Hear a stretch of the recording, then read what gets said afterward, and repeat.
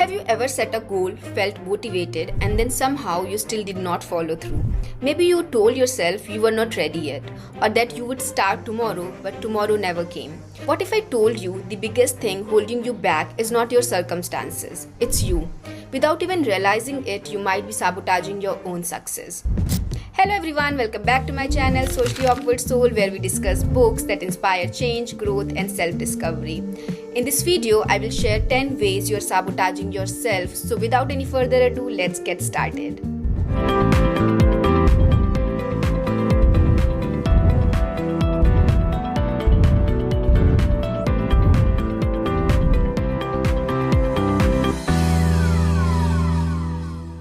Number 1, procrastination. Almost everyone deals with procrastination. It's the most common self-sabotaging habit that feels harmless but has long-term consequences. You tell yourself you will do it later, but later turns into never. It is very often rooted in fear. Fear of failure, fear of imperfection, or sometimes fear of success.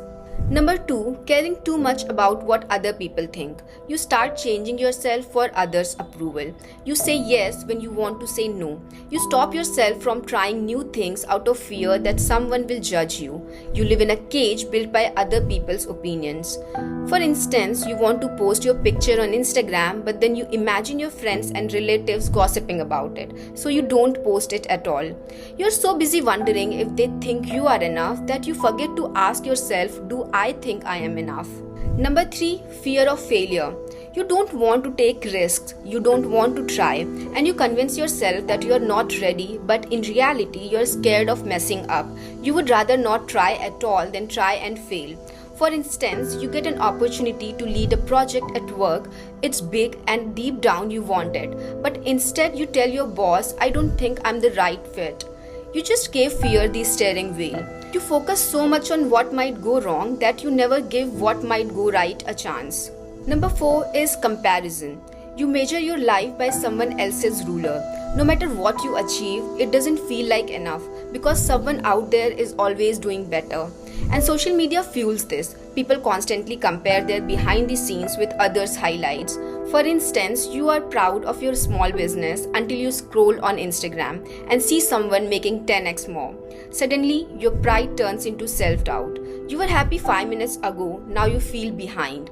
You don't realize that you are comparing your chapter 4 with someone else's chapter 40.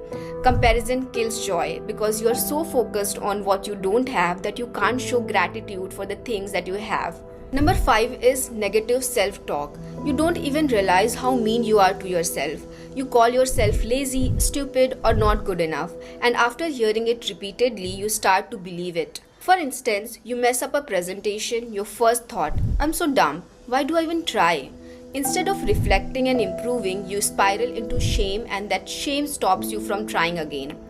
What you don't realize is that you're acting as your own bully and enemy by doing it to yourself. Number 6 is imposter syndrome. Imposter syndrome is the belief that you are not as capable, talented, or deserving as others think you are, and that at any moment you will be exposed as a fraud. You downplay your own achievements, attribute your success to luck, timing, or external help, and constantly feel like you don't belong, even when you do. Instead of enjoying the experience, you constantly feel anxious, over-prepare, and compare yourself to everyone, thinking they are the real deal and you are just faking it. Number 7 is perfectionism. Perfectionism is the belief that everything you do has to be flawless, and if it's not worth doing it at all. It sounds like high standards, but in reality, it's a fear of not being good enough.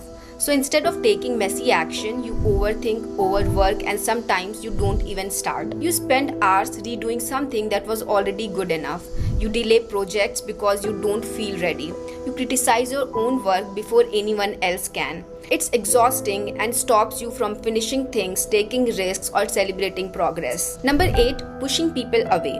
You crave connection, you want to be seen, loved, and understood.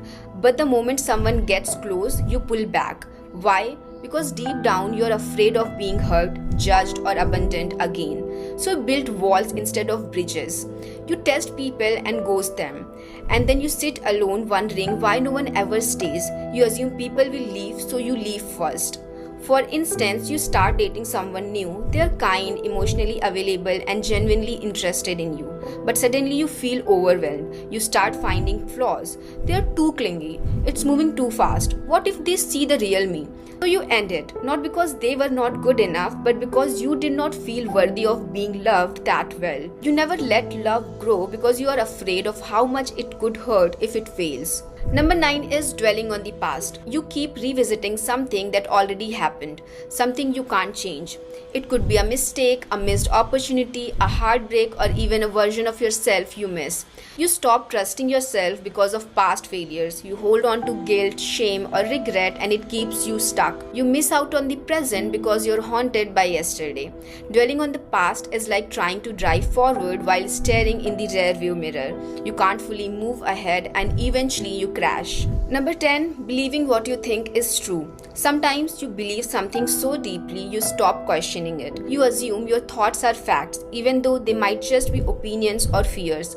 These beliefs limit you, prevent you from growing, and can keep you stuck in negative patterns. These stories you tell yourself can either limit you or set you free. You get to choose which one it is. Which self-sabotaging behavior resonated with you the most? Write it in the comments. I will see you in the next one. Until then, bye bye. Take care.